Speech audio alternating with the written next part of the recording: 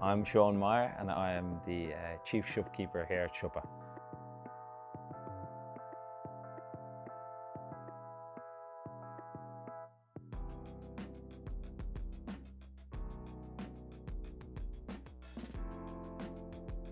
So Shuppa is Ireland's first on-demand convenience retailer. We're very different to kind of your standard marketplaces. What we have is everything under one roof, and that allows us to be able to deliver these things super quickly and also avoid the big pain point of buying something online and then it's out of stock. And then we deliver it on a fleet of e-bikes with a wonderful team of couriers in 15 minutes or less. Typically what happens is the minute they place the order, we have a beautiful sound that goes off in the fulfillment center. That then triggers the shift leader, the pickers, to run through the warehouse and grab all of the products that the customer has ordered. The warehouse is set up in such a manner that enables the picker to pick really quickly.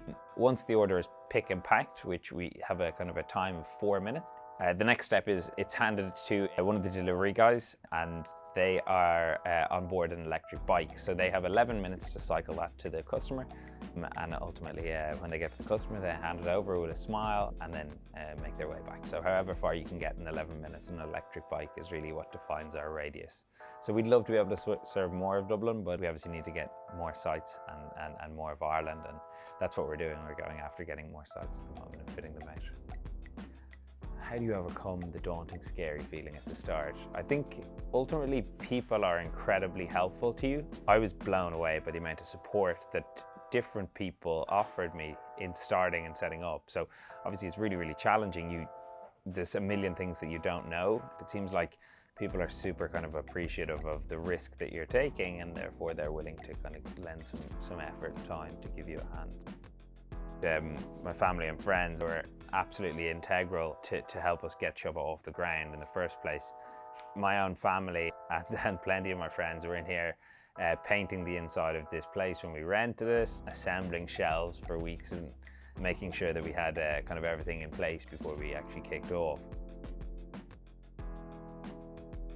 We are price par with like a lot of the local players, and we are also trying to bring the coolest and trendiest brands in Dublin or in the local areas that we serve at the time to consumers in a hyper convenient way, much more so than anything else that exists in the market today.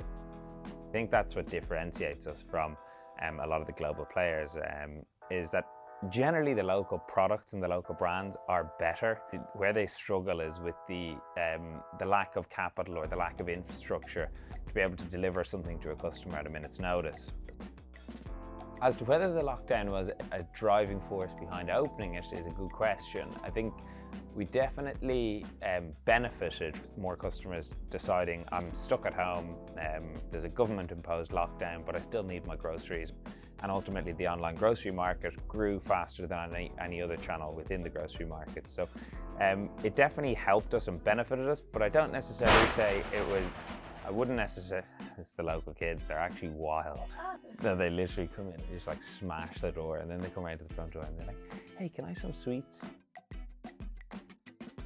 We've seen some really interesting customer buying patterns, which have definitely caused me to have a little giggle. And we've started putting together some of these into little nuggets. One of the things we recently profiled was where we thought the horniest neighborhood in Dublin was. So that was the one that we were sending the most condoms and the most like sexual products to.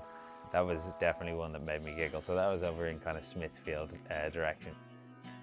We definitely encourage everyone to be themselves at work, and they do enjoy that and they have a good laugh here. So it's one of a light-hearted nature, and we always have a giggle, and at the same time we do our best to always deliver a quality service.